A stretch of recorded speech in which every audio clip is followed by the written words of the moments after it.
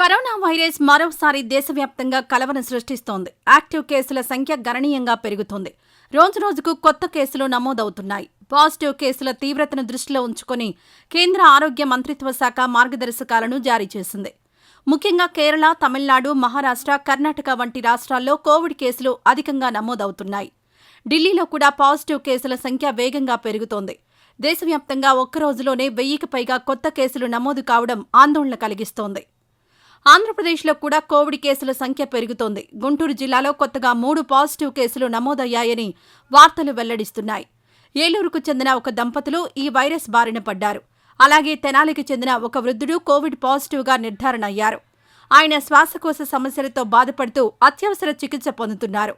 కేరళలో అత్యధికంగా 430 కేసులు, మహారాష్ట్రలో 209, ఢిల్లీలో 104, కర్ణాటకలో 47 కేసులు నమోదయ్యాయి. దేశవ్యాప్తంగా ఒక్కరోజులో 1009 కేసులు రికార్డయ్యాయి. అయితే అండమాన్, నికోబార్, అరుణాచల్ ప్రదేశ్, అస్సాం, బీహార్, హిమాచల్ ప్రదేశ్, జమ్మూ కాశ్మీర్లలో మాత్రం కోవిడ్ కేసులు నమోదు కాలేదు. దేశంలో కోవిడ్ కారణంగా తొలి మరణం సంభవించింది. బెంగళూరులో 84 ఏళ్ల వృద్ధుడు మరణించాడు.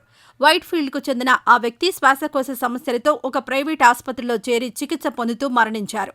కర్ణాటక ఆరోగ్య శాఖ అధికారులు ఆయన మరణం కోవిడ్ కారణంగానే సంభవించినట్లు ధృవీకరించారు. కర్ణాటకలో కొత్తగా 5 కోవిడ్ కేసులు నమోదయ్యాయి. బెంగళూరు, మైసూరు, విజయనగర, బెళగావి జిల్లాల్లో కేసుల తీవ్రత ఎక్కువగా ఉంది. ఒక్క బెంగళూరులోనే 30 కొత్త కేసులు నమోదయ్యాయి. ఈ పరిస్థితుల నేపథ్యంలో కర్ణాటక ఆరోగ్య శాఖ అప్రమత్తమై ముందస్తు చర్యలు చేపడుతోంది. బెళగావిలోని బెంగళూరు ఇన్స్టిట్యూట్ ఆఫ్ మెడికల్ సైన్సెస్తో సహా పలు ఆసుపత్రుల్లో ప్రత్యేక కోవిడ్ వార్డులను ఏర్పాటు చేశారు. క్రమం తప్పకుండా కోవిడ్ పరీక్షలు నిర్వహిస్తున్నారు.